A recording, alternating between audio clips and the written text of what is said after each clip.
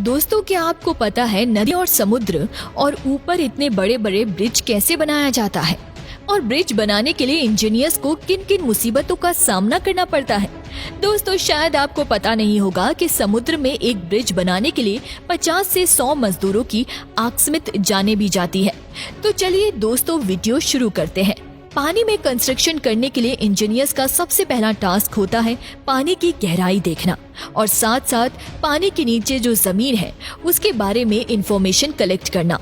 पानी की गहराई कितनी है, पानी के नीचे जमीन पथरीली है या रेतीली, ये जानकारी हासिल करने के लिए प्रोफेशनल स्कूबा डाइवर्स समंदर के बॉटम तक जाते हैं और कई हफ्तों तक सिर्फ इंफॉर्मेशन कलेक्शन का काम ही चलता रहता है।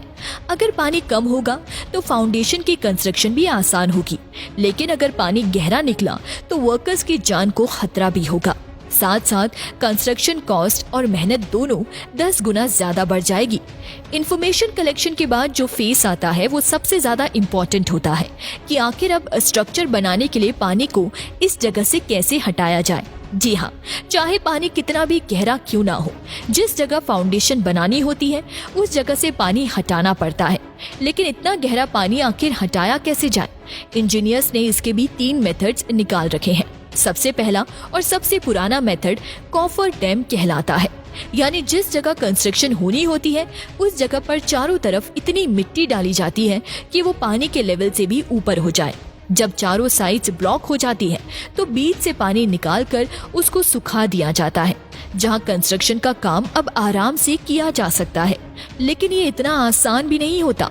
अक्सर ऐसा भी होता है कि साइड्स पर डाली गई मिट्टी नरम हो जाती है और पानी का प्रेशर डैम की वॉल को तोड़कर कंस्ट्रक्शन साइट में दाखिल हो जाता है, जिसकी वजह से वर्कर्स की जान को भी खतरा रहता है।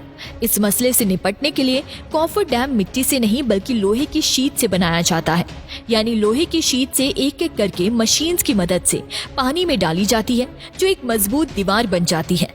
कंस्ट्रक्शन का काम खत्म होने पर नॉर्मली कॉफर डैम को हटा दिया जाता है।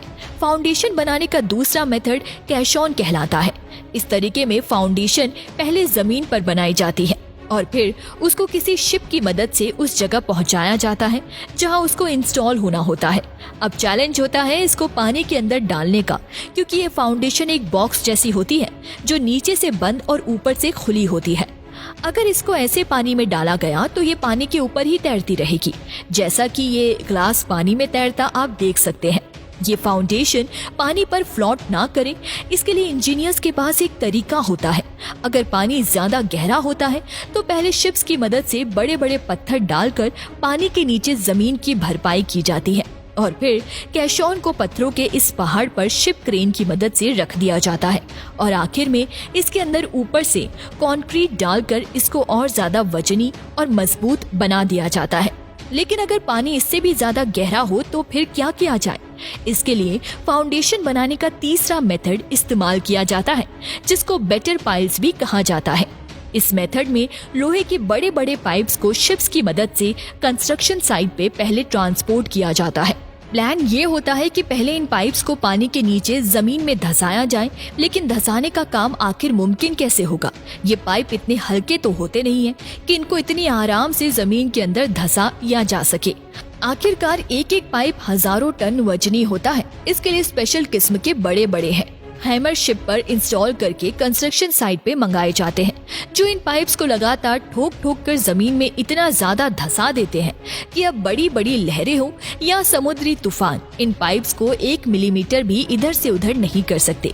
अब पानी के बीचों बीच एक मजबूत और ठोस फाउंडेशन तैयार है, जिसके ऊपर ब्रिज की कंस्ट्रक्शन की जा सकती है। लेकिन ये सब इतना आसान नहीं होता जितना आसान ये कहने और सुनने में लगता है।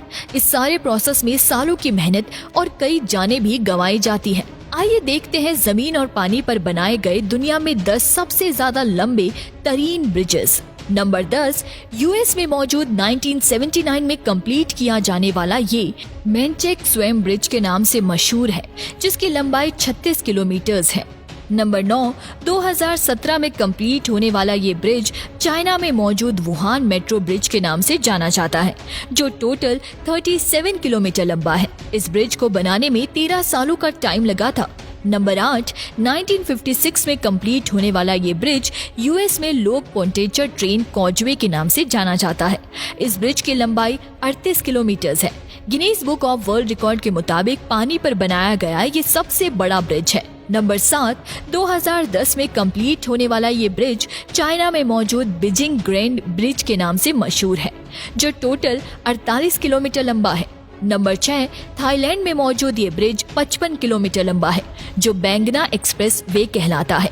नंबर 5, 2008 में कंप्लीट होने वाला वाइन एंड वाई ग्रैंड ब्रिज चाइना में मौजूद है, जो 80 किलोमीटर लंबा है। नंबर 4, दुनिया का चौथा लंबा ब्रिज भी चाइना में ही मौजूद है, जो क्रेज ग्रैंड ब्रिज कहलाया जाता है और ये ब्रिज 106 किलोमीटर लंबा है। नंबर 3, सिर्फ 4 सालों में कंप्लीट होने वाला ये ब्रिज भी चाइना में मौजूद है, जो तिनजाइन ग्रैंड ब्रिज के नाम से जाना जाता है। ये ब्रिज 114 किलोमीटर लंबा है। नंबर 2, दुनिया का दूसरा लंबा तरीन ब्रिज 157 किलोमीटर लंबा है, जो ताइवान में मौजूद चेको वा आवाइडक के नाम से मशहूर है। नंबर 1, दुनिया का सबसे लंबा तरीन ब्रिज चाइना में मौजूद है, जो खुशान ग्रांड ब्रिज सिर्फ 5 सालों में तैयार कर लिया गया। 165 किलोमीटर लंबा है। इस ब्रिज को बनाने में 10,000 वर्कर्स एक ही वक्त में काम करते थे और इस पर टोटल 640 अरब रुपए का खर्चा हुआ।